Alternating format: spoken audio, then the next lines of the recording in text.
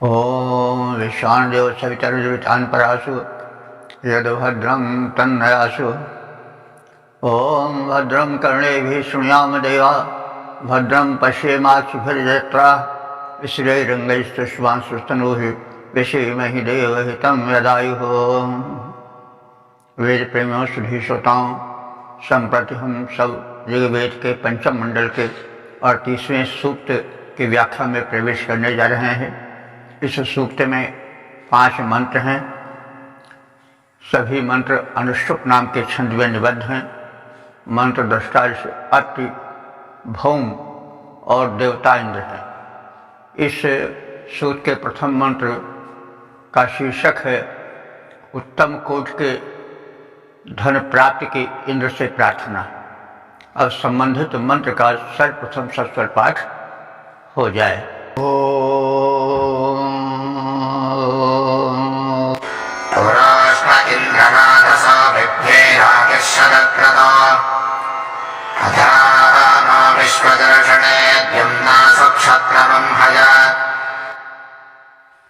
इस प्रथम मंत्र में इंद्र से उत्तम कोट के धन वैभव के प्राप्ति की प्रार्थना है। अब इस धन के पहले उत्तम धन लगा दिया गया है। प्राय लोग मांगते हैं धन, अधम और उत्तम का नहीं कहते हैं। सब चाहते हैं हमको धन मिले, लेकिन ऋषि दूरदर्शी है, वो धन चाहता है लेकिन उत्तम कोट का धन चाहता है। क्योंकि धन दो मुहा सांप है। वो अगर उत्तम कोट का रहा, उत्तम कोट के धन का मतलब हुआ कि ईमानदारी से, श्रम पूर्वक, न्याय पूर्वक जो धन कमाया जाता है वो उत्तम कोट का धन होता है। तो जो उत्तम कोट का धन होता है वही जो है वह व्यक्ति को सुख, शांति और अभिवृद्धि दे सकता है। धनी लोग या धन वाले ही सुखी रहें कोई आवश्यक नहीं। देखा जाता है कि धन वाले अधिक रोगी होते हैं, अधिक संतप्त रहते हैं, अधिक उनके हृदय में तूफान मचा रहता है, अशांति रहती है। तो धन तो वो है जो धन्य कर दे, लेकिन इसके साथ ही साथ उसे उत्तम कोट का होना चाहिए। क्योंकि अनुभवी तमाम संतों ने, महापुरुषों ने कहा है, इस विषय में विचार व्यक्त किए हैं। रहीम जी कहते हैं कि रहमन वित्त अधर्म को जाति न लागत बार। रहमन वित्त अधर्म को जात न लागत बार, और चोरी कर होरी रची भई छनक में छार। होली में लोग जो ढेर लगाते हैं लकड़ियों का और अनेक प्रकार के ईंधन का, तो सब चोरी का होता है। कोई अपने घर से पैसा लगा करके उसको नहीं देता है। तो जैसे वो चोरी से बड़ा भारी लकड़ी का समूह, ईंधन इकट्ठा किया जाता है, वैसे ही क्षण भर में वो राख भी हो जाता है। तो उसमें टिकाऊपन नहीं होता, उसमें कल्याण नहीं होता। तो यह ऋषि वाक्य है। वो यूं ही नहीं कहा जाता, उसके पीछे जो विदृष्टि होती है, उसके पीछे जीवनानुभव होता है। तो इसलिए केवल धन ही नहीं, वरन उत्तम कोट के धन की कांक्षा ऋषि करता है। शतक्रतो इंद्र, शतक्रतो माने सैकड़ों शुभ कर्म करने वाले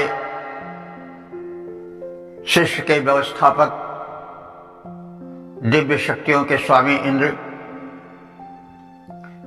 तो शतक क्रतो इंद्र का विशेषण है। वैसे क्रतु यज्ञ को कहते हैं, लेकिन शुभ कर्म भी यज्ञ ही है। तो इंद्र को शतक क्रतु भी कहा जाता है, क्योंकि वो सैकड़ों शुभ कर्म करते हैं। तो सैकड़ों से तात्पर्य यहाँ 99 के बाद आने वाला 100 ही नहीं, वरन सैकड़ों का मतलब हुआ अनंत प्रकार के। अब परमात्मा के कर्म कितने हैं कोई गिन ही नहीं सकता है। उसकी शक्ति अनंत है, उसके कर्म अनंत है। तो सैकड़ों का मतलब हुआ कि अनंत। तो हे इंद्र, तुम सैकड़ों शुभ कर्म करने वाले हो। पुरोहते, पुरु कहते हैं विशाल को। तो विशाल पुरोहते, तो इस विशाल के यानी महान के। राधसः, राधसः माने धन। राध शब्द धन को कहते हैं। राधनोति कार्याण इति राधा, जो कार्यों को सिद्ध कर दे वही राज है। तो धन तो तमाम कार्यों को सिद्ध करता ही है। कोई भी चीज हो जो न मिल रही हो वो धन से मिल जाती है। तो इसलिए उसका नाम राध कहा गया है। इसे राज से राधा भी बना है। वे भी मनोवांछित प्रदायिका हैं। तो हे इंद्रदेव, तव राति, राति कहते हैं दान को। तुम्हारी जो दान व्यवस्था है वो कैसी है? व्यापक है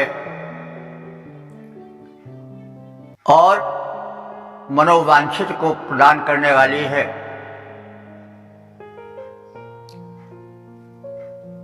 विभि, विभि माने महान है, हीन कोट की नहीं है।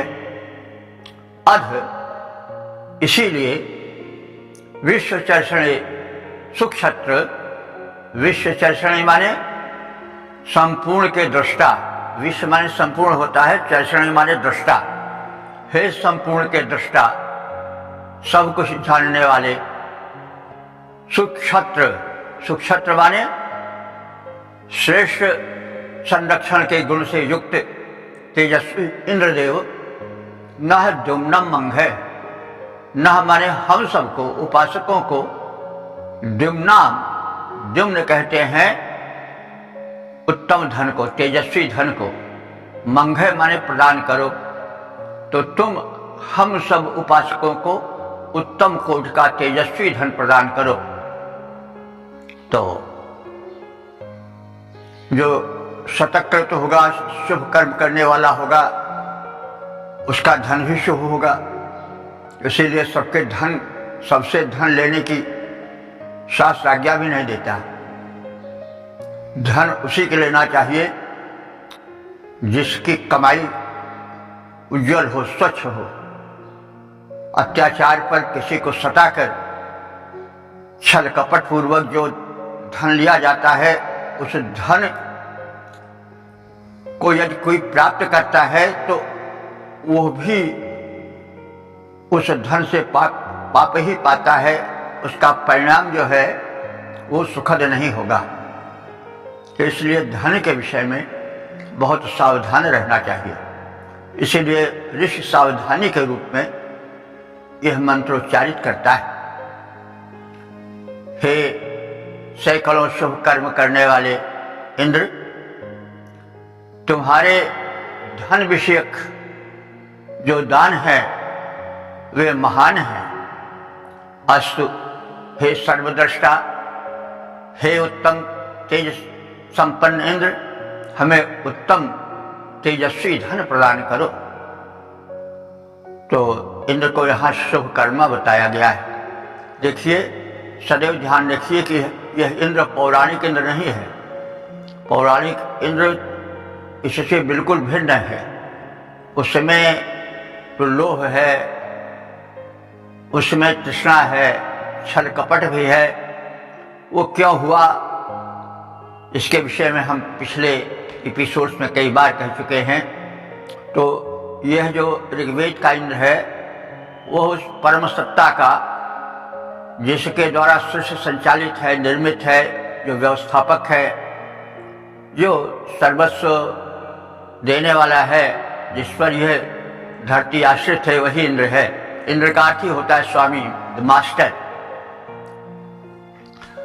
तो ऐसा इंद्र हमारा कल्याण करे, हमें उत्तम धन दे।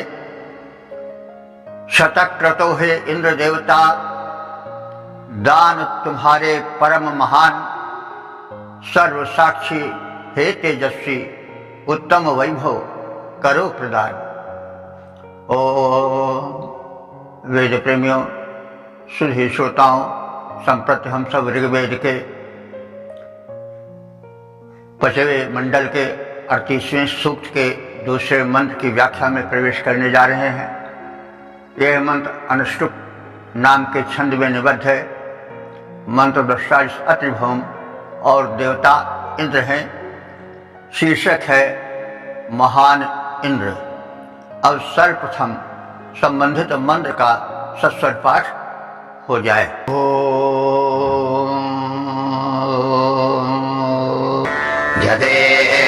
यदेन्द्रश्रवायमिषं सनिष्ठदधिषे अप्रथेदेर्घश्वत्तरं हिरण्यवर्णदुष्करम्। इस दूसरे मंत्र में उदार, यशस्वी, महिमा मंडित इंद्र से धन वैभव प्राप्ति की कामना की गई है।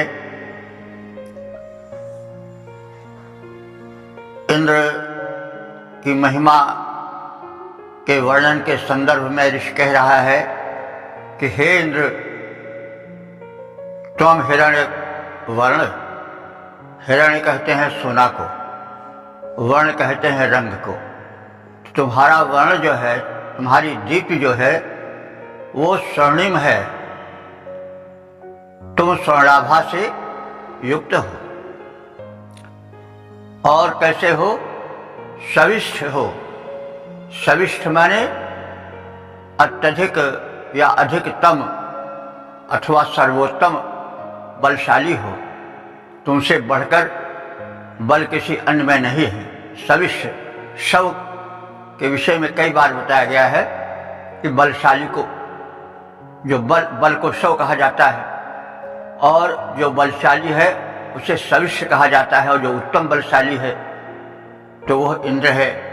तो हे उत्तम बलशाली इंद्र, यत ईम शावय्यम इशम दधिषे। यत ईम माने जो तुम यह, शवाय्यम माने सुप्रसिद्ध, इशम, इशम माने अन्न को,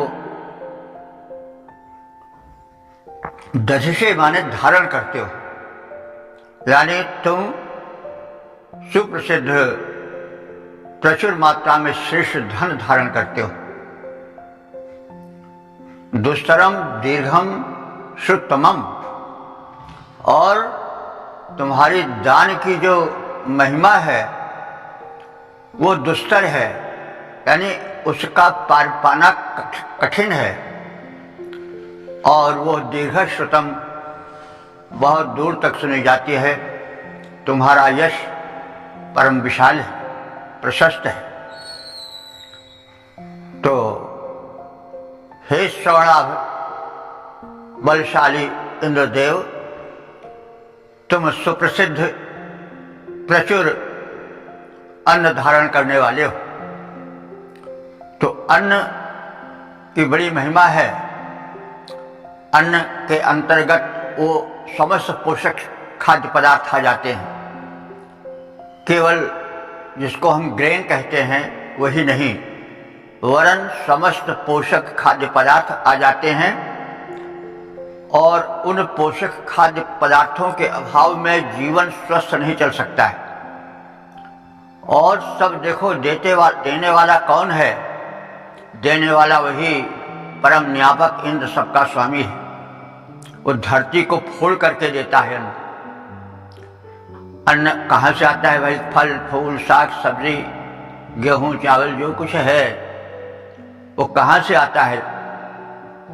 पहले तो अदृश्य रहता है, नहीं कोई नहीं देखता कि परसाल का अन्न कैसा होगा, फल कैसा होगा, फूल कैसा होगा, लेकिन वो धरती से फोड़ करके निकलता है, आकाश से बरसता है ऊर्जा रूप में।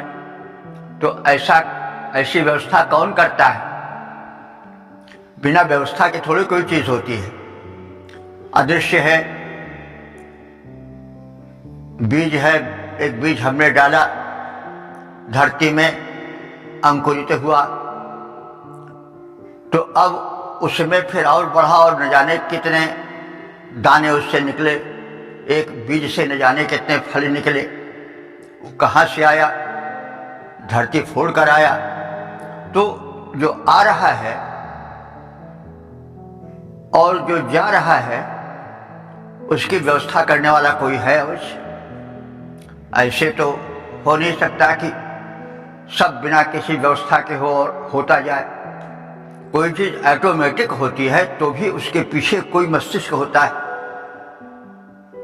तो इस तरह से हम लोग बड़ी आसानी से ये समझ सकते हैं कि सृष्टि की संचालिका कोई शक्ति है, वह चेतन है, उस पर हमें विश्वास करना चाहिए।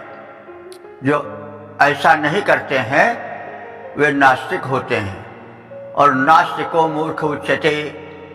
जो नास्तिक है वो सबसे बड़ा मूर्ख है। महाभारत में कहा गया नहीं, यक्ष प्रश्न के संबंध में,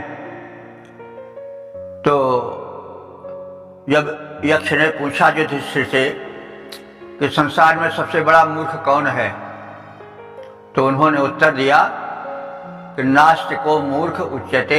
सबसे बड़ा मूर्ख वो है जो ईश्वर को पर विश्वास ही नहीं करता है, जो समझता सब ऐसे होता चला जा रहा है। अरे भैया, एक छोटी सी सुई देखते हो तो उस सुई को बनाने वाला कोई जरूर है।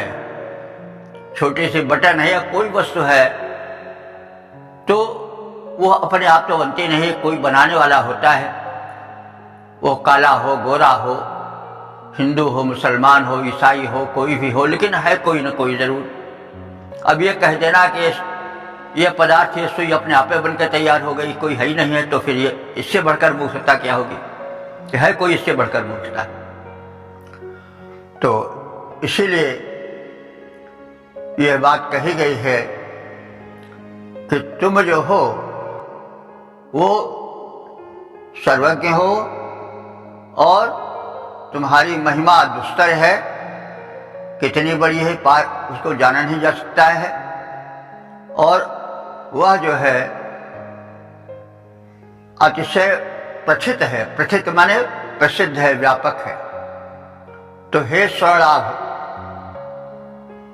बलवान इंद्र, तुम सुप्रसिद्ध प्रचुर अन्न को धारण करने वाले हो।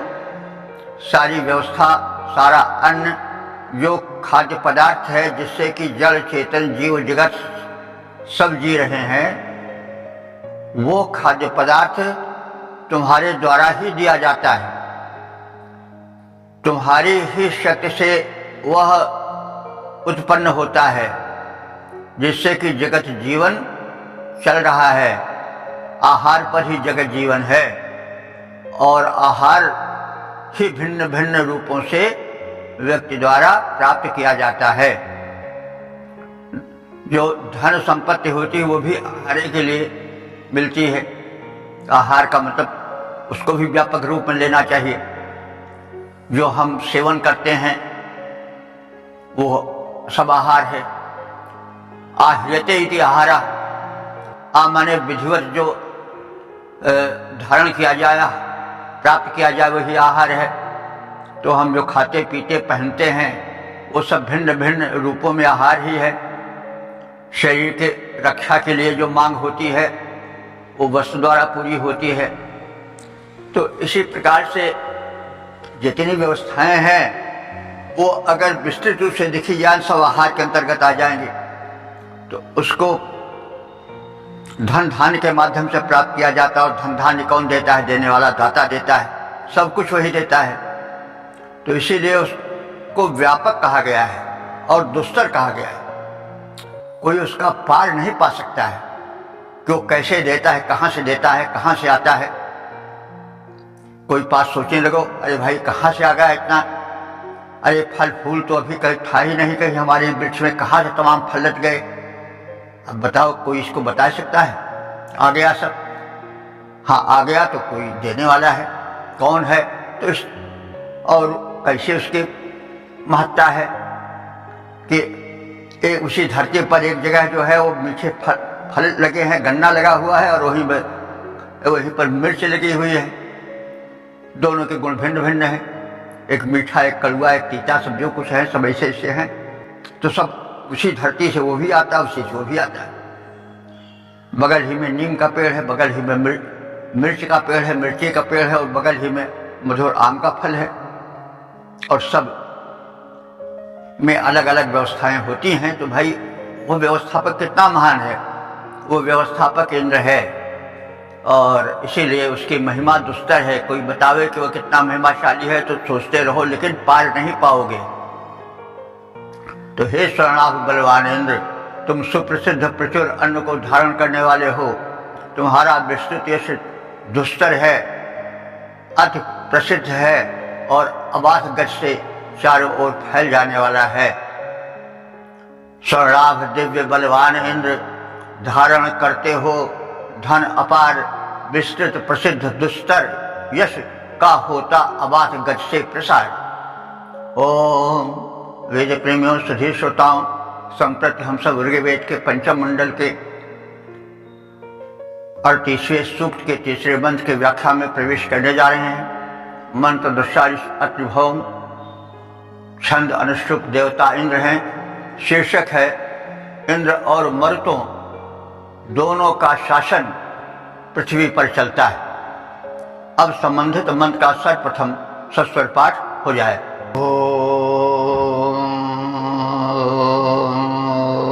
शुष्माः सोजेते अद्रिवो मेहनाः केतसापाः उभा देवा भविष्ठये दिवश्चग्मश्च राजथः। इस तीसरे मंत्र में इंद्र और उनके निकट के सबल सहायक मरुतों की महिमा का कथन किया गया है। अद्रिवः, हे वज्रधर इंद्र। अद्र वैसे पहाड़ को या पत्थर को कहते हैं,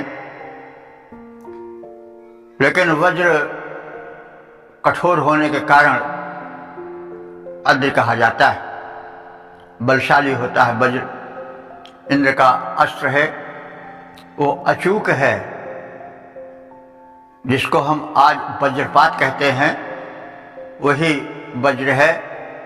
तो इंद्र शासक प्रकृति का क्षत्रिय देवता है, और हमारे जितने प्रसिद्ध अवतार हैं वो सब क्षत्रिय गुण से युक्त हैं। इंद्र के हाथ में वज्र है, तो राम के हाथ में धनुष बाण है, और कृष्ण के हाथ में सुदर्शन चक्र है, विष्णु के हाथ में भी सुदर्शन चक्र रहता है, गदा आदि अस्त्र। इस प्रकार से हमारे जितने देवमंडल हैं वे सब अस्त्र शस्त्रधारी हैं। यहाँ तक कि तुंडिल गणेश जी भी त्रिशूल लिए रहते हैं। माता हमारी भी शक्तियाँ हैं, माताएं हैं, दुर्गा देवी, और जो अन्य देवियों के रूप में काली, महाकाली, भद्रकाली, कपालिनी जो हैं वो सब अस्त्र शस्त्र से युक्त हैं। तो अस्त्र होना आवश्यक है।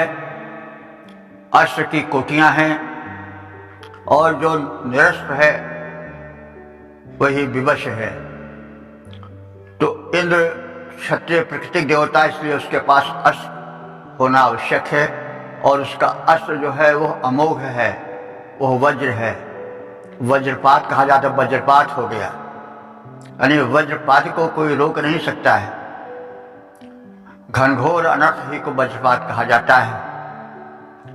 तो हे वज्रधर इंद्र, ये माने जो, ते माने तेरे, तो तुम्हारे जो ये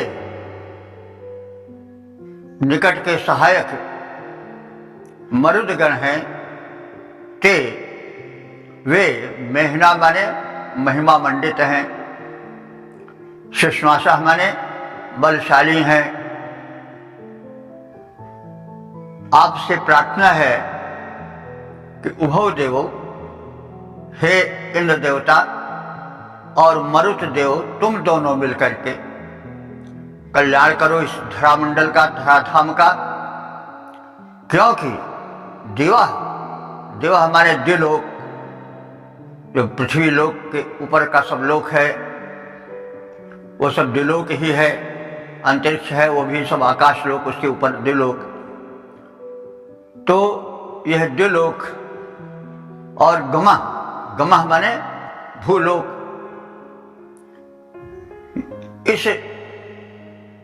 इन सब लोकों की अभिष्ट माने अभीष्ट के लिए, कल्याण के लिए, उन्नति के लिए तुम दोनों निरंतर सचेष्ट रहते हो। और राजथा, तुम ही दोनों मिलकर के भूलोक और द्विलोक पर शासन करते हो। तो तुम दोनों सबल देव मिल करके अभीष्ट प्रदान करो, और हम भूतल वासियों के कल्याण के लिए सचेष्ट रहो, ऐसी आपसे प्रार्थना है। देखिए ऋषि हृदय कितना उदार है। वो पूरे भूमंडल की रक्षा की, और भूमंडल से बाहर जो अन्य लोग हैं जिनको अभी हम देख भी नहीं सके हैं, वहाँ क्या है, उनकी भी वो इष्ट कामना करता है।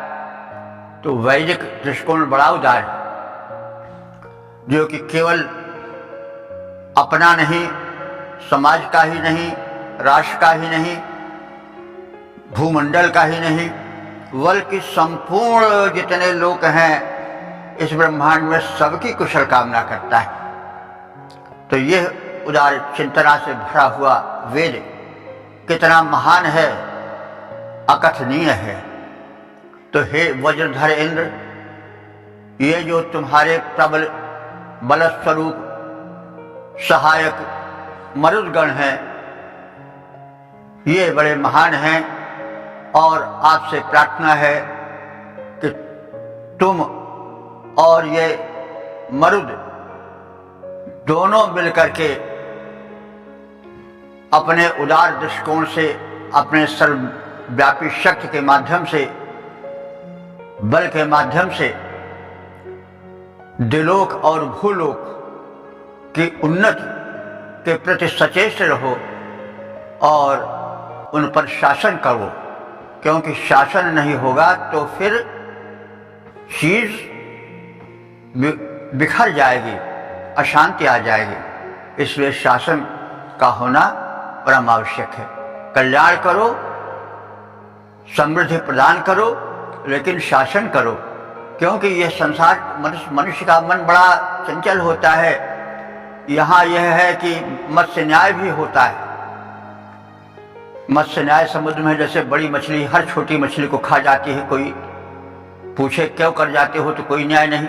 वैसे धरती में भी अगर शासन हट जाए तो अधिकांश जो सशक्त हैं, बाहुबली हैं, वो कमजोरों को जीने न दें, लूटपाट कर लें।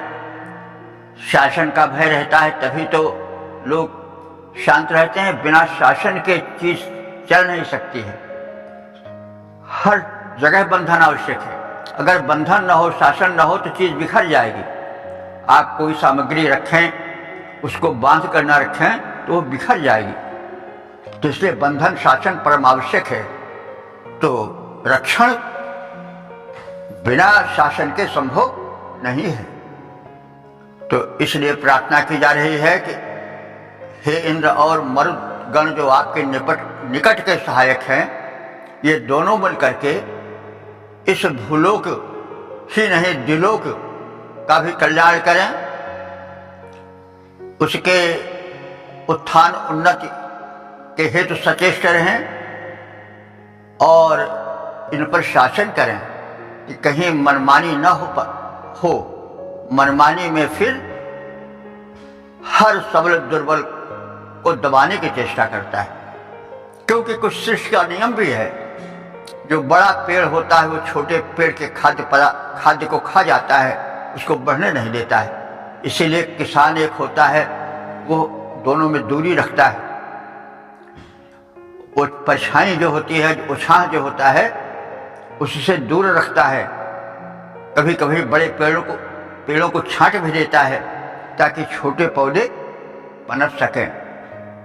तो माली या कृषक यही कार्य करता है। शासन भी आवश्यक है, नहीं तो सृष्टि की बनावट कुछ ऐसी है कि सबल निर्बल को जीने नहीं देता है तो एक अनुशासन है, वही अनुशासन चलने देता है। तो कितनी दिव्य दृष्टि है ऋषि की, कितनी उच्च कल्पना है, ये सब वेद के प्रत्येक शब्द में, प्रत्येक पंक्ति में देखा जा सकता है। तो हे वज्रपाण, तुम और मरुत दोनों व्यापक बलशाली हो।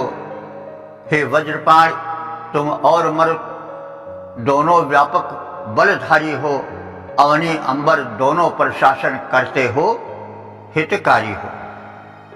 ओम वेद प्रेमियों सभी श्रोताओं, संप्रति हम सब ऋग्वेद के पंचम मंडल के 38वें सूक्त के चौथे मंत्र की व्याख्या में प्रवेश करने जा रहे हैं। छंद अनुष्टुप, मंत्र दृष्टा अत्रिभौम और देवता इंद्र हैं। शीर्षक है उपासकों को समृद्ध बनाने हेतु इंद्र से प्रार्थना। अब संबंधित मंत्र का सर्वप्रथम सस्वर पाठ हो जाए।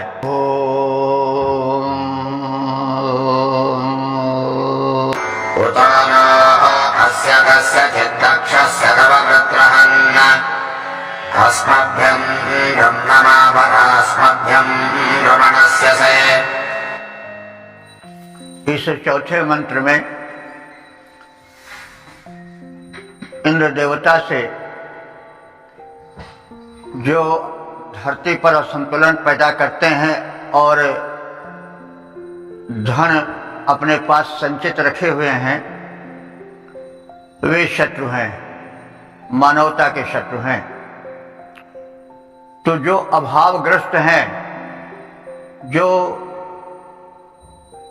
दीन हैं, जो उनके द्वारा दबाए गए हैं, जो श्रम करने पर भी भरपेट अन्न वस्त्र नहीं पा सकते हैं, उनके सहायक इंद्र बने।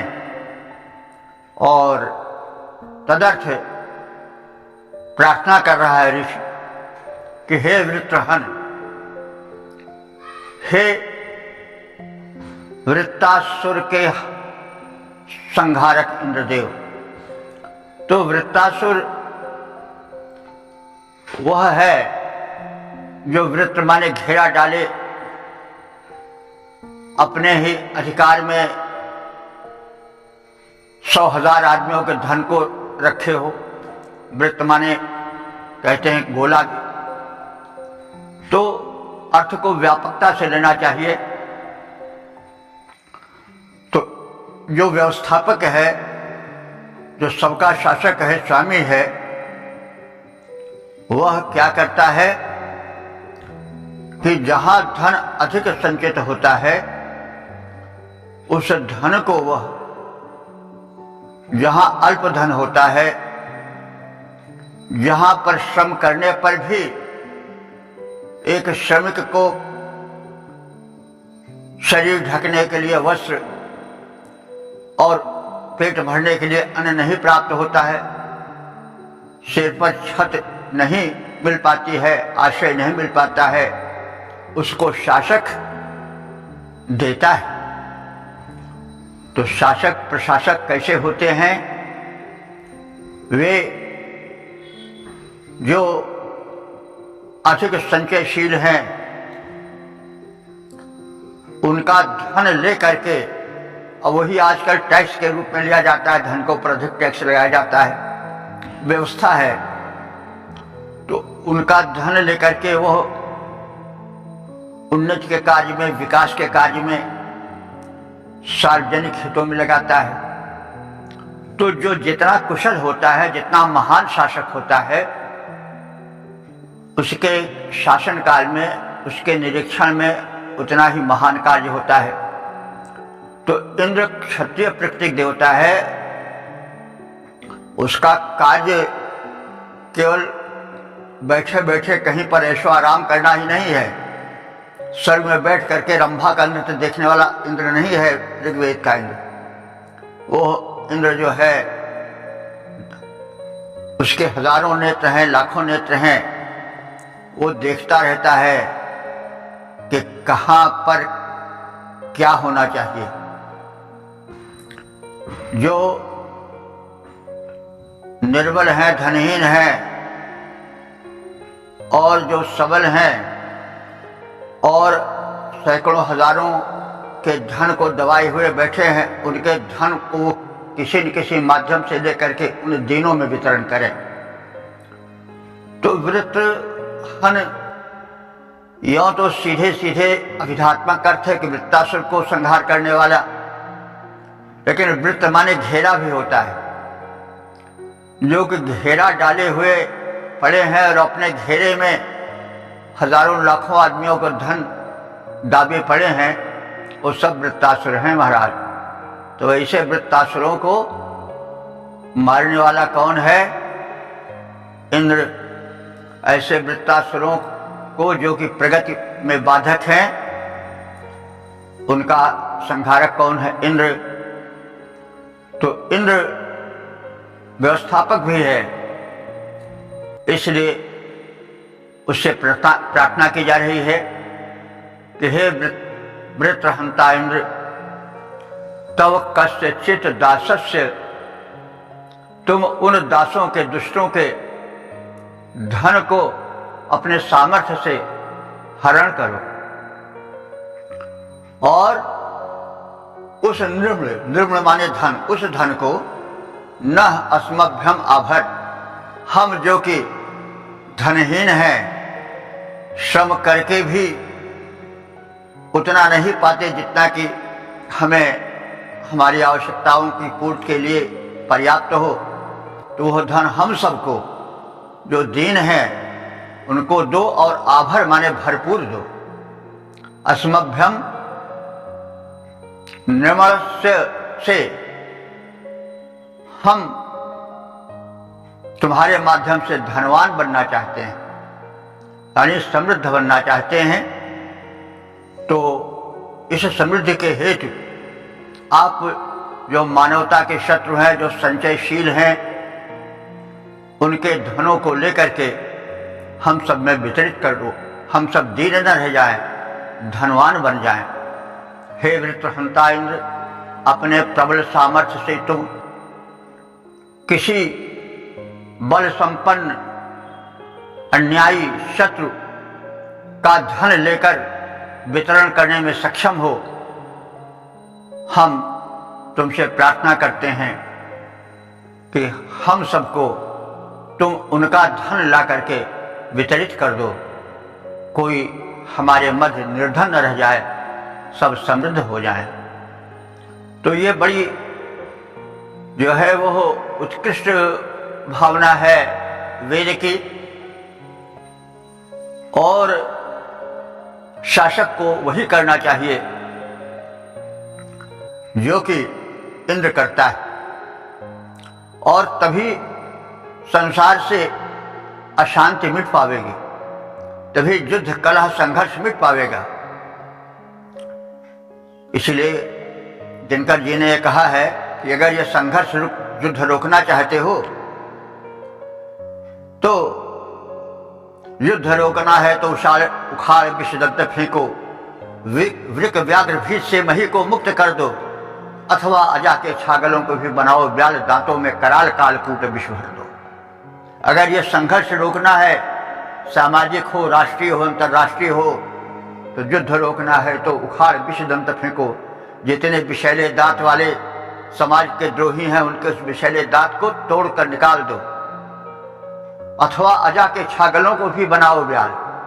अथवा जो अजा माने बकरी के छोटे छोटे बच्चे हैं जो कि निरपराध काट दिए जाते हैं बिना किसी कारण के, कोई उनके सुनने वाला नहीं है, तो उनके दांतों में तुम कालकूट विष भर दो। सांप बड़ा छोटा सा होता है लेकिन उसके तालू में थोड़ा सा विष होता है, इसलिए उससे शेर भी डरता है। तो समाज में शांति के लिए, सुख के लिए, राष्ट्र में संघर्ष ना हो, इसके लिए आवश्यक है कि कोई निर्बल न रह जाए, कोई बहुत सबल न रह जाए। एक यही साम्यवाद है, यही एक समानता होनी चाहिए। नहीं तो अगर निर्बल रहेंगे और सबल रहेंगे, कोई बहुत बलशाली होगा, कोई बहुत निर्बल होगा, तो कोई दया नहीं करता किसी पर। ये सब दया क्षमा कहने को शब्द हैं। इसमें व्यवस्थापक को चाहिए, वो यहाँ पर इंद्र है, वो समाज के लिए भी, राष्ट्र के लिए भी शिक्षा है कि अगर चाहते हो कि समाज में संघर्ष न रह जाए, समाज में सुख शांति स्थापित हो, तो वे वृक्ष जो कि छोटे छोटे पौधों का खाद्य पदार्थ शोषित करके अपना पेट भर रहे हैं, उन की डालियां कुतर दो। वो बट वृक्ष जो कि फैला हुआ है और तमाम पौधों के खाद्य को खींच करके स्वयं खाता चला जा रहा है, उसकी डालियां कुतर दो, तब कल्याण होगा। ऐसे नहीं होगा।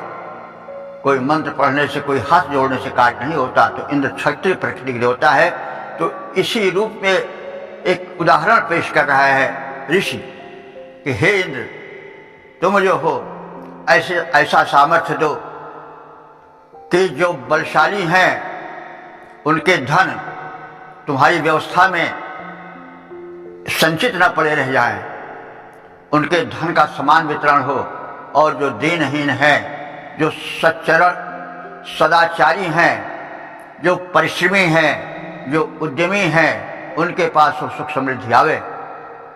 तो इसमें, इस मंत्र में जो है वो एक स्वस्थ समाज की, संघर्षहीन समाज की परिकल्पना कैसे हो, इसका गुर दिया गया है। तो हे वृत्र हंता इंद्र, अपने प्रबल सामर्थ्य से तुम किसी बल संपन्न शत्रु का, जो मानवता का द्रोही है, जो हजारों आदमियों के धन को अपने में इकट्ठा करके रखे हुए है, दबाए धन बैठा हुआ है, वो शत्रु है, उस शत्रु का धन तुम छीन लो, और हम लोग जो कि श्रमशील हैं, जो कि पात्र हैं, उनमें उसको वितरित कर दो, क्योंकि तुम हमें समृद्ध बनाना चाहते हो।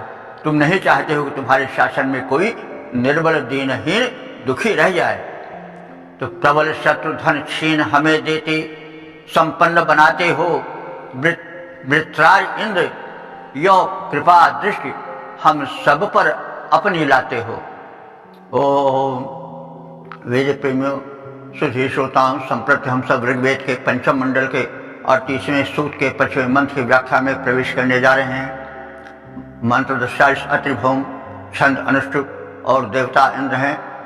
शीर्षक है इंद्र से संरक्षण प्राप्ति की प्रार्थना, और संबंधित मंत्र का सर्वप्रथम सस्वर पाठ हो जाए।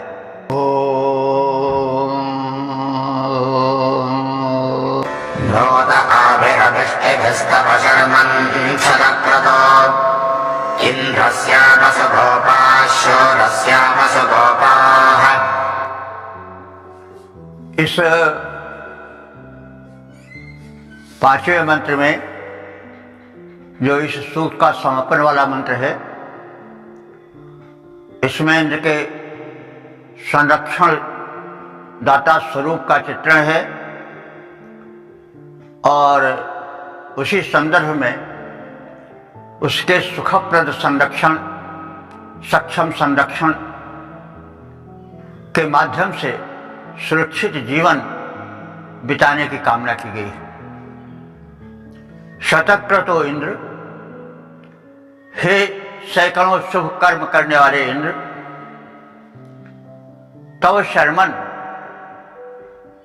तुम्हारे सुखद आश्रय में रहते हुए हम अभिष्ट भी, अभि माने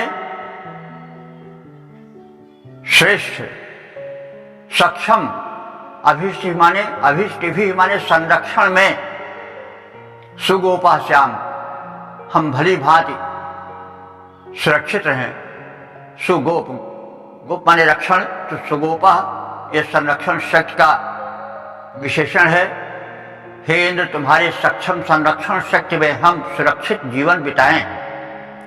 हे सैकड़ों शुभ कर्मों को करने वाले इंद्र, तुम्हारे आश्रय में रहते हुए हम तुम्हारे सुखद संरक्षण साधनों से भली भांति सुरक्षित जीवन बिता सकें। क्योंकि संरक्षण साधन जब तक सबल नहीं रहेगा और जो शासक है वो ध्यान नहीं रखेगा, तब तक इस धरती पर सुख और शांति की नींद से कोई नहीं सो सकता है। अशांत जीवन बीतेगा। इसलिए इस प्रशासक, क्षत्रिय, प्राकृतिक सब नियंता इंद्रदेव से प्रार्थना की जा रही है कि आपका सक्षम संरक्षण सदैव हम सब निराश्रितों पर बना रहे, धरती पर कोई आश्रयहीन न रहे। तुम्हारे सुखद संरक्षण साधनों में सभी सक्षम और सुखी और सुरक्षित जीवन बिताएं। स्पष्ट संकेत है कि इस धरती पर जो क्षात्र शक्ति है वो न्यायी हो, स्वयं शुभकर्मी हो और सचेत हो, और किसी को बहुत अधिक धनवान, किसी को बहुत अधिक निर्धन न रहने दे, और धनवानों के धन को लेकर के उसको निर्धनों में बांटे। ऐसे निर्धनों में जो कि श्रमशील हैं, जो कि सुपात्र हैं, जो कि योग्य हैं, उनमें उसका वितरण हो सक्षम। तो उस सर्वसमर्थ शासक, दुष्टों के शत्रु इंद्र से यही प्रार्थना की जा रही है कि हे सैकड़ों शुभ कर्म करने वाले इंद्र, तुम्हारे आश्रय में रहते हुए हम तुम्हारे सुखद संरक्षण साधनों से सदैव सुरक्षित बने रहे। तो हे शत शुभ कर्मा इंद्र, तुम्हारा शुभ संरक्षण हम पाएं, तेरे संरक्षण साधन से हम सब रक्षित होते जाएं। इस प्रकार से इस सूक्त का समापन हो गया। यह जैसा आप सब जानते हैं ऋग्वेद के 5वें मंडल का 38वां सूक्त है। छंद इसके सभी जो है वो अनुष्टुप हैं और अत्रिभौम मंत्र दृष्टा ऋषि हैं, देवता इंद्र हैं। तो अभी तक जो मंत्र व्याख्यायित हो चुके हैं उनकी संख्या हो चुकी है 3937। अब अभी आप सुनते आ रहे हैं, फिर भी उसी क्रम में थोड़ा सारांश भी बता दिया जा रहा है कि इंद्र जो है वो संसार की सुरक्षा करने वाला, सुशासन स्थापित करने वाला, व्यवस्था प्रबंधन करने वाला इंद्र है, शासक प्रशासक है। उससे प्रार्थना की जा रही है कि वह इस भूतल वासियों के लिए उत्तम कोट के धन का प्रबंधन करता रहे। उत्तम कोट का धन क्या है इसके विषय में बताया जा चुका है, क्योंकि धन अगर उत्तम कोट का नहीं रहेगा तो उस धन को भोग करने वाला सुख से नहीं रह पाएगा। जैसे हम अधम कोट का अन्न खाएं और उससे यह सोचें कि हम स्वस्थ जीवन बिताएंगे, तो वह जो है भ्रम है। जैसा हम अन्न खाएंगे, अगर अन्न अधम कोट का है तो उसका प्रभाव शरीर पर पड़ेगा, वैसे धन यदि अधम कोट का है तो उसका प्रभाव शरीर पर पड़ेगा। इसलिए दूरदर्शी ऋषि कहता है कि आप हमें धन दो, लेकिन उत्तम कोटि का धन दो। और इंद्र की महत्ता का कथन है, इंद्र और मरुत दोनों सहायक, यानी मरुत इंद्र के निकट के सहायक हैं, शक्तिशाली हैं। ये भी क्षत्रिय प्राकृतिक देवता हैं और ये दोनों मिलकर के पृथ्वी पर सुशासन स्थापित करते हैं। और उनसे प्रार्थना है, तुम इस पृथ्वी पर शांति, सुव्यवस्था, सुशासन स्थापित करो और प्रजाओं का कल्याण करो।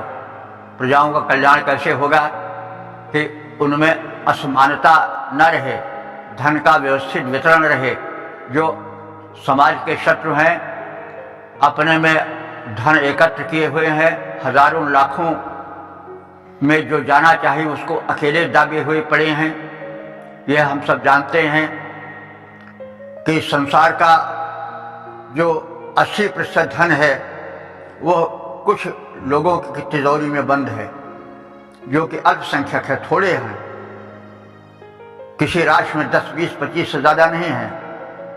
वे ही 80% धन दाबे हुए पड़े हैं और जो 20% लोग हैं वो अभाव की जिंदगी जी रहे हैं। तो यह एक समाज का असंयमित प्रारूप है। ऋषि ने संदेश दिया है कि हे देवों, हे इंद्र, हे देवों के संरक्षक स्वामी इंद्र, आप मर्तों के साथ मिलकर के भूमंडल पर व्यवस्था स्थापित करो। जो धनहीन है उनको धन दो, जो अत्याचारी हैं, जो अपहरण करता है, उनके धन को बांटो। जो वृत्त की तरह है, वृत्तासुर की तरह है, धन दबाए हुए पड़े हैं, जीवन दान नहीं दे रहे हैं। जल वृक्ष, जीवन और जल एक ही चीज है। तो जो सुख समृद्धि के साधन, जो सुखी जीवन के साधन धन को दाबे हुए पड़े हैं, वृत्तासुर की क्या कल्पना की गई हो, आकाश में रहता है, मेघों में जल नहीं आने देता है, तो इंद्र उसको दूर करते हैं। तो वही चीज है कि जो वृत्तासुर हैं, जिससे कि जीवन का पोषण होता है, उस धन को और उस अन्न को जो दाबे हुए पड़े हैं, उन पर तुम डाका डालो, उनका धन अपहरण करो और उन दुखियों, दीनहीनों में जो सुपात्र हैं, श्रमशील हैं, ईमानदार हैं, उनमें बांटो और एक व्यवस्था रखिए, क्योंकि मनुष्य में दुर्बलताएं भी हैं। यहाँ पर यह नियम कुछ ऐसा प्रकृति का है कि सबल निर्बल को दबाते हैं। इसलिए जो शासक है उसको ध्यान रखना चाहिए कि कौन सबल है, कौन निर्बल है, तो कहीं सबल निर्बलों का आहार न छीन सकें, इसका ध्यान रहे। तो वो जो शासक प्रशासकों का सबसे बड़ा नियंता इंद्र है, उससे व्यवस्था की, सुव्यवस्था की मांग इस सूक्त में की गई है और उत्तम धन की प्राप्ति की गई है, संरक्षण प्राप्ति की प्रार्थना की गई है, सुखी समृद्ध जीवन की प्रार्थना की गई है। लेकिन ये एकल प्रार्थना नहीं है, ये समग्र की प्रार्थना है कि हमारा समाज जो हो सुरक्षित हो, सुखी हो। सर्वे भवन्तु सुखिनः, सर्वे सन्तु निरामयाः, सर्वे भद्राणि पश्यन्तु मा कश्चित् दुर्भाग् भवेत्। ये कल्पना है, प्रियम सर्वस्य पश्यत्, सभी सुखी हों। तो इसके पीछे यही है कि असमानता, वैषम्य, सबल और निर्बल का प्रारूप यही वर्ग संघर्ष है और इसी संघर्ष से समाज दुखी है। तो एक व्यवस्था हो और हम सब का मतलब हुआ, ऋषि केवल अपने ही लिए नहीं, सबके लिए चाह रहा है कि सबका जीवन सुखी हो, विषमता न रहे। यह न रहे कि सबल निर्बल को दबा दे, बिना कारण बताए हुए उसका धन, जीवन, प्राण अपहरण कर ले। तो इस समाज में सुव्यवस्था फैले, इसका संदेश इस मंत्र में दिया गया है। और जो इंद्र है, इंद्र का स्वामी भी होता है, शासक स्वामी इंद्र है, मास्टर जो, तो उसका यह कर्तव्य है, उसका यह दायित्व है। तो प्रार्थना के साथ साथ एक सामाजिक और एक संदेश भी दिया जा रहा है उन शासकों प्रशासकों के लिए जिनके ऊपर पूरे संरक्षण का उत्तरदायित्व रहता है। तो इस प्रकार से मंत्र जो हैं वे बड़े प्रभावशाली हैं, उन पर चिंतन मनन करना चाहिए। तो अब इस सूक्त के पश्चात हम सब आगे वाले सूक्त पर प्रस्थान करेंगे। ओम वेद प्रेमियों, सुधे श्रोताओं, संप्रति हम सब ऋग्वेद के पंचम मंडल के 39वें सूक्त के व्याख्या में प्रवेश कर रहे हैं। इस सूक्त में कुल 5 मंत्र हैं। 4 मंत्र अनुष्टुप छंद में हैं, अंतिम 5वां मंत्र जो है पंक्ति में है। और मंत्र दृष्टारिष हैं त्रिभुवन, देवता हैं इंद्र। और इस सूक्त के प्रथम मंत्र का शीर्षक है इंद्र से धनैश्वर्य प्राप्ति हेतु प्रार्थना। अब संबंधित मंत्र का सर्वप्रथम सस्वर पाठ हो जाए।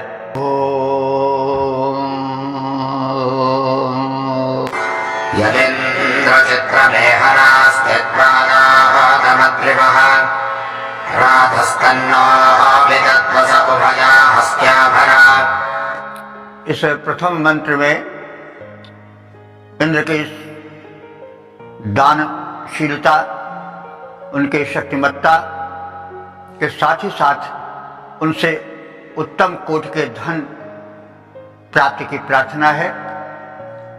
इंद्र के सामर्थ्य के कथन के संदर्भ में कहा जा रहा है कि हे इंद्र, तुम अद्वा माने अमोघ वज्रास्त्र को धारण करने वाले हो। तुम चित्र माने विलक्षण कोटि के धनों के प्रदायक हो।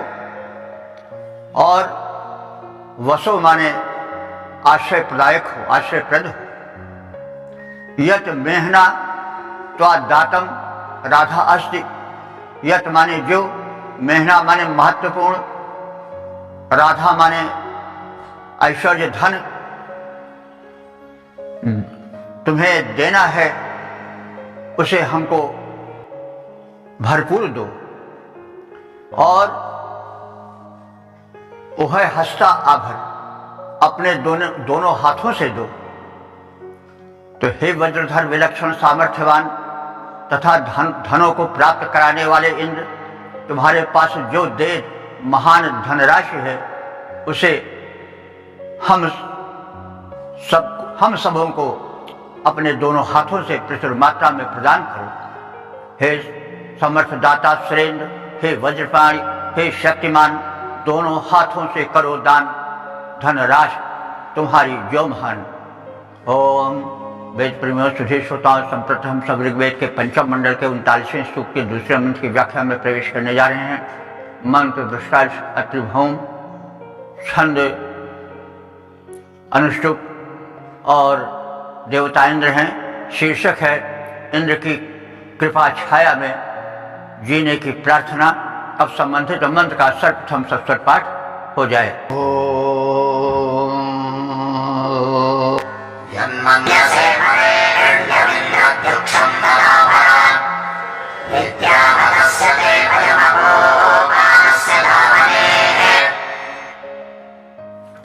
इस दूसरे मंत्र में इंद्र से उत्तम धन और आश्रय की कामना की गई है। पहले मंत्र में तो उत्तम धन कहा गया था, लेकिन इस मंत्र में यह विशेष बात है कि जो तुम उत्तम समझते हो वो दो। इसके पीछे यह भावना है कि हम उतनी दूर तक नहीं समझ सकते हैं जितनी दूर तक आप समझ सकते हो।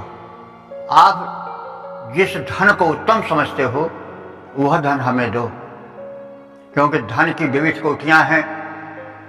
तो कौन सी धन की कोटि हमारे लिए अधिक उपयुक्त होगी, इसको आप विधिवत जानते हो। इसलिए हमें आप वो धन दो जो आप उत्तम समझते हो। इंद्र, हे सर्वस्वामिन, हे लोक नियामक इंद्र देवता, यत माने जिस धन को तुम वरेण्यम श्रेष्ठ समझते हो, सुग्राह्य समझते हो, मन्य से मानते हो, तत् आभर, उस धन को हमें भरपूर दो। ते वयम, तुम्हारे हम सब हैं, हम सब तुम्हारे आश्रित हैं। तस्य अकुपारस्य दावने, उस निस्सीम धन के दान में, यानी तुम्हारे निस्सीम धन प्रदान और कृपा की छाया में विद्याम, हम सब सदैव विद्यमान रहें, तुम्हारी कृपा कटाक्ष के समीप रहें, तुम्हारे आश्रय की छाया में जीवन बितावें। हे इंद्र, जिस धन को तुम तेजस्वी और सुग्राह्य मानते हो वही धन हमें प्रदान करो। हम में इतनी क्षमता नहीं है कि हम धन की कोटि को पहचान सकें कि कौन धन हमारे लिए अधिक उपयुक्त है। इसे तुम भली भांति समझते हो, इसलिए तुम हमको वही धन दो जो हमारे अनुकूल हो। हम तुम्हारे असीम अनुकंपा की और दान की छाया में जीवन बिताएं, तुम्हारे आश्रय में रहें, ऐसी मेरी कामना है, प्रार्थना है। जो धन तेजस्वी और ग्राह्य वो करो इंद्र हमको प्रदान, जो धन तेजस्वी और ग्राह्य वो करो इंद्र हमको प्रदान।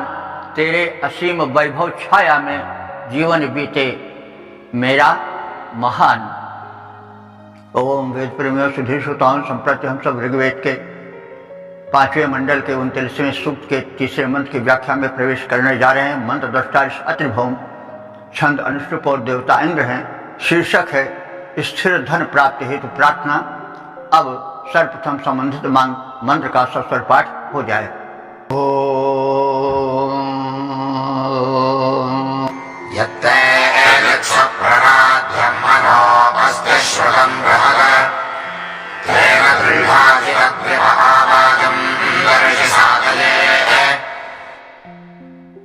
इस तीसरे मंत्र में इंद्र से स्थिर यानी स्थायी रहने वाला धन और सामर्थ्य प्राप्ति की प्रार्थना है। इंद्र की शक्तिमत्ता का प्रथम कथन किया गया है। अद्रिवः, हे इंद्र, तुम वज्रधर हो, अमोघ शस्त्रधारी हो, और ऐसे तुम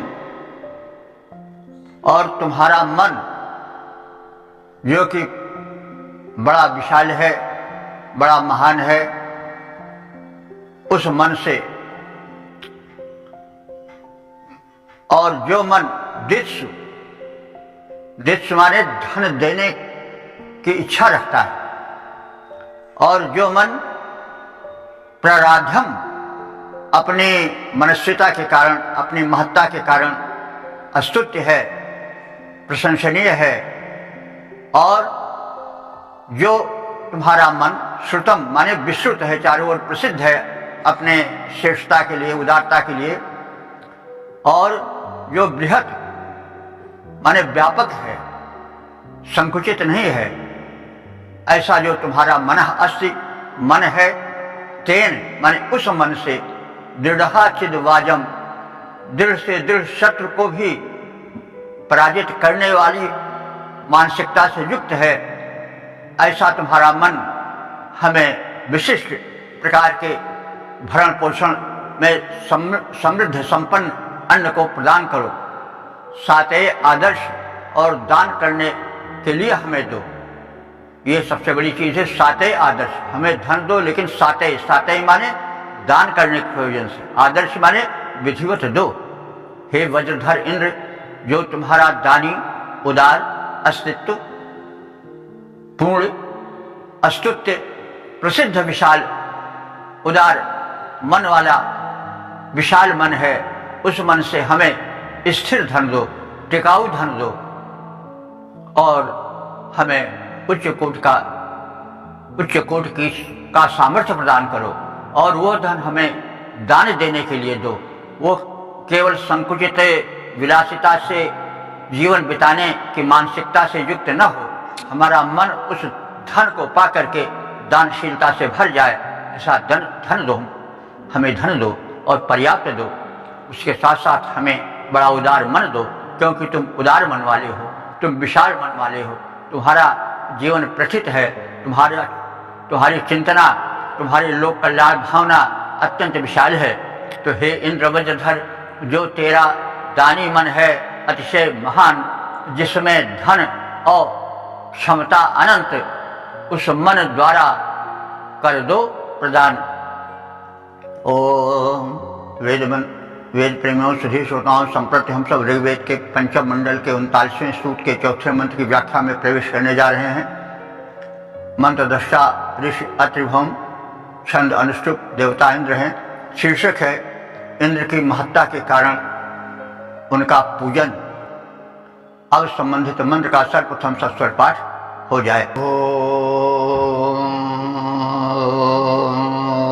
ब्रह्मेष्ठं वो भगवानां राजानन्दर्षडीनाम् इन्द्रमुपप्रशस्तये पूर्वेभ्यजुषे गिराः। इस चौथे मंत्र में यह बात स्पष्ट की गई है कि मैं ऋषि इंद्र के स्तुति की, उसके पूजन आराधन की सलाह क्यों देता हूं। वह इंद्र इसलिए उपास्य है, इसलिए वह पूजन के योग्य है क्योंकि वह महान है और हमारा सबका संरक्षण भार उसी पर है। वह उदारता पूर्वक धन दान देता है, जीवन में समृद्धि और सुख लाता है तथा आसुरी शक्तियों से हमारा संरक्षण करता है। तो इंद्र जो है वो इसलिए अस्तुत्य है, इसलिए पूज्य है, इसलिए उपास्य है कि वह मघोनाम मंगिष्ठम, धनवानों में भी अत्यंत धनवान है, सर्वश्रेष्ठ महान है। चर्षणी नाम राजानाम इंद्र, चर्षणी नाम माने प्रजाओं का, समस्त भूतल वासियों का, चराचर प्राणियों का वह राजा है, स्वामित्व करने वाला है। और इंद्र है, सब पर शासन करने वाला है, सबका स्वामी है। प्रशस्त उसकी प्रशंसा के लिए, प्रशस्ति से प्रशस्त, प्रशंसा के लिए गिरा माने स्तोतागण, स्तुतिकर्ता लोग, आराधक लोग पूर्वा भी जब से पुरातन काल से उसकी स्तुतियाँ करते आ रहे हैं, उसकी सेवाएं करते आ रहे हैं, क्योंकि वह सेव्य है, वह महान है, वह पूज्य है, वह सर्वोत्तम शक्ति है। इंद्र धनवानों में अत्यंत धनवान है, मनुष्यों का स्वामी है। इसीलिए उपासक गण उसके प्राचीन काल से ही उत्तम स्तोत्रों द्वारा स्तुति करते आ रहे हैं, उसकी सेवा करते चले आ रहे हैं। इसलिए इंद्र वो सेव्य है, उपास्य है। तो हम सब भी उसकी उपासना करें, सेवा करें, उससे शक्ति मांगे, धन मांगे, बल मांगे, सामर्थ्य मांगे। धनिकों के भी धनवान परम यह इंद्र प्रजाओं का स्वामी, धनिकों में भी धनवान परम यह इंद्र प्रजाओं का स्वामी, स्तुतियों से सेवा करते, इसलिए सभी वन अनुगामी। ओम वेद प्रेमियों, सुधी श्रोताओं, संप्रति हम सब ऋग्वेद के पंचम मंडल के 39वें सूक्त के 5वें मंत्र की व्याख्या में प्रवेश करने जा रहे हैं। मंत्र दृष्टा अत्रिभौम, छंद पंक्ति और देवता इंद्र हैं। शीर्षक है अत्रिवंशीय ऋषियों द्वारा समर्पित मन से इंद्र का यशोगान। अब संबंधित मन का सर्वप्रथम सस्वर पाठ हो जाए।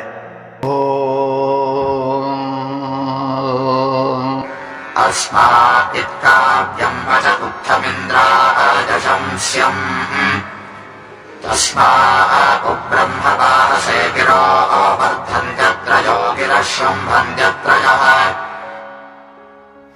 इस 5वें मंत्र में जो इंद्र है उसकी महत्ता, उसकी दानवत्ता, उसकी श्रेष्ठता को ध्यान में रख करके जो इस सूक्त के दृष्टा मंत्र दृष्टा ऋषि हैं, अत्रिवंशीय ऋषि, वे प्रार्थना करते हैं और यह रहस्य बताते हैं, यह तथ्य उजागर करते हैं कि इंद्र की स्तुति इस प्रकार से लग करके हम अत्रिवंशीय ऋषि क्यों करते हैं, क्योंकि उसमें उसके गुण हैं। और जो गुणवान है, जो महान है, उसकी प्रशंसा करना धर्म है। वाक में भी जो है वो दारिद्र्य नहीं होना चाहिए, बचने का दरिद्रता। इंद्र जब देने में उदार है तो आप प्रशंसा भरे शब्द कहने में क्यों कृपणता करते हो। यानी इंद्र जो है वो स्तुत्य है, महान है, तो उसकी स्तुतियाँ करनी ही चाहिए। हम अत्रिवंशी इसीलिए इंद्र की स्तुति करते हैं। यही तथ्य इस मंत्र में बताया गया है। हम जो अत्रिवंशीय ऋषि हैं वो अस्मै इंद्राय, इस इंद्र के लिए काव्यम वचः उक्थम संशम, हम कमनीय काव्य में स्तुति के वचन कहते हैं, स्तोत्र गाते हैं, उसकी प्रशंसा करते हैं।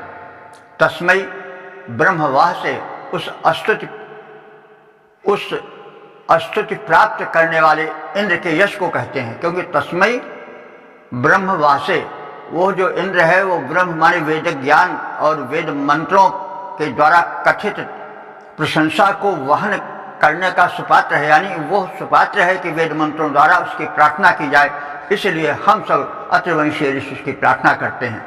तो उस स्तुति प्राप्त करने योग्य स्तुत्य इंद्र के यश को हम अत्रयः माने अत्रिवंशीय ऋषि गिरह वर्धन्ति, स्तोत्रों द्वारा उसके यश का विस्तार करते हैं और उसकी प्रशंसा से उसकी कीर्ति का चारों ओर प्रसार करते हैं, क्योंकि वह प्रशंस्य है, वह महान है, प्रशंसा योग्य है।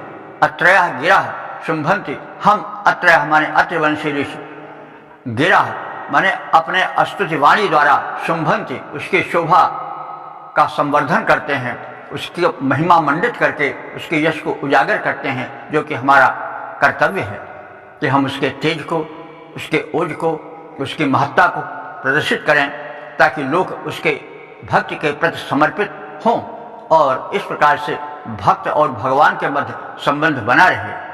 यह संबंध परम आवश्यक होता है। इसलिए हम जो अत्रिवंशीय ऋषि हैं वो इंद्र की प्रार्थना में दत्तचित रहते हैं। इस इंद्र के निमित्त ही काव्य वचन, स्तुतियाँ और स्तोत्र कथनीय है। उस स्तुति वचनों को, उन स्तुति वचनों को प्राप्त करने वाले इंद्र के यश को अत्रि गोत्रीय ऋषि बढ़ाते हैं, उसके उज्जवल यश का विस्तार करते हैं, क्योंकि वह परम आवश्यक है। संसार में आस्तिकता रहनी चाहिए, परम शक्ति पर विश्वास रखना चाहिए।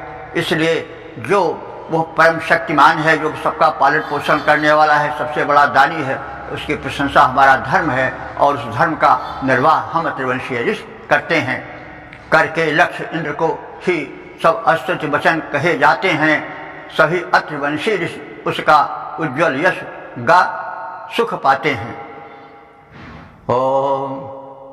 तो इस प्रकार से हमने ऋग्वेद के पंचम मंडल के 39वें सूक्त के विषय में संक्षिप्त ज्ञान प्राप्त किए। इसमें 5 मंत्र थे। सभी मंत्र 5वें मंत्र को छोड़ करके अनुष्ठुप छंद में निबद्ध हैं। मंत्र दशांश अत्रि भौम हैं, देवता इंद्र हैं। अब तक ले जो मंत्र व्याख्यायित हो चुके हैं उनकी संख्या हो चुकी है 3942। और इस सूक्त का संक्षिप्त सार यह है कि इंद्र पर्याप्त धनैश्वर्यवान है, वही दाता है, सब भिखारी हैं, संसार उसकी कृपा कटाक्ष पर जीता है, इसलिए उससे उत्तम कोटि के धन प्राप्त करने की प्रार्थना की जाए। हम सब यही कार्य कर रहे हैं। इंद्र जो है वो महान है और उसी के छत्र छाया में यह संसार जीवन बिता रहा है, इसलिए वो अस्तित्व है। और वो अस्थाई धन हम सबको प्रदान करे। अस्थाई धन वो है जो टिकाऊ हो, जो सत्व या सात्विक हो, जो बल वैभव तेज और उत्तम मन प्रदान करने वाला हो, जो कि महान बनाने वाला हो, जो कि धन बनाने वाला हो। वो धन इंद्र हमें दे, तदर्थ हम इंद्र की प्रार्थना करते हैं। इंद्र महान है, अस्तु वो पूजनीय है। अत्रिवंशीय ऋषि इंद्र के उज्ज्वल यश का, उसकी उदारता का और उसकी महत्ता का इसी कारण से वर्णन करते हैं और वर्णन करते हुए थकते नहीं हैं, क्योंकि वह अस्तुत्य है। और जो दानी है, उदार है, जो परम शक्ति है, जो संसार का पालन पोषण करने वाला है, जो सबका दाता है, उसके प्रति आस्तिक भावना जगाना बुद्धिजीवियों का, ऋषियों का, महर्षियों का, सज्जनों का, महान पुरुषों का कर्तव्य है। क्योंकि उससे एक समाज में में आस्तिकता आती है और नास्तिकता सबसे बड़ा दोष है। इसलिए इस मंत्र के, इस सूक्त के समापन काल में ऋषि संदेश देता है कि वह इंद्र अस्तुत्य है और हम इन्हीं उसकी महानताओं के कारण उस परम शक्तिमान इंद्र की प्रार्थना करते हैं। तो इस प्रकार से हम सब ने इस सूक्त के सार को समझा और समझने के साथ साथ आवश्यक है कि उसको जीवन में उतारना। आशा है कि जो वेद प्रेमी हैं वे इन सब बातों पर अवश्य ध्यान देते होंगे। जो वेद हैं वो लोक कल्याण के लिए हैं, विश्व कल्याण के लिए हैं। इनसे लोक और परलोक दोनों पुष्ट होता है। ये एक सम्यक और संतुलित जीवन बिताने की शिक्षा देते हैं और ये सार्वभौम हैं, प्राणी मात्र के लिए हैं, विश्व के लिए हैं। इसलिए वैदिक धर्म का प्रचार प्रसार प्रत्येक का कार्य है, विश्व कल्याण के लिए, मंगल के लिए। प्रियम सर्वस्व पश्यत की अवधारणा वाले और लोक कल्याण, आत्म कल्याण का प्रचार प्रसार करने वाले वेदाध्ययन की, वेद के श्रवण की, उसके प्रचार प्रसार की परम आवश्यकता है। यह धर्म है हमारा सबका, कर्तव्य है हमारा सबका कि जो हमको दे रहा है बहुत कुछ, हम कुछ नहीं तो कम से कम अपना थोड़ा सा समय उसके लिए निकालें, प्रदान करें। तो इस प्रकार से हम अपने वाणी को विराम देते हैं। ओम सर्वे भवन्तु सुखिनः, सर्वे सन्तु निरामयाः, सर्वे भद्राणि पश्यन्तु, मा कश्चित् दुःख भाग् भवेत्।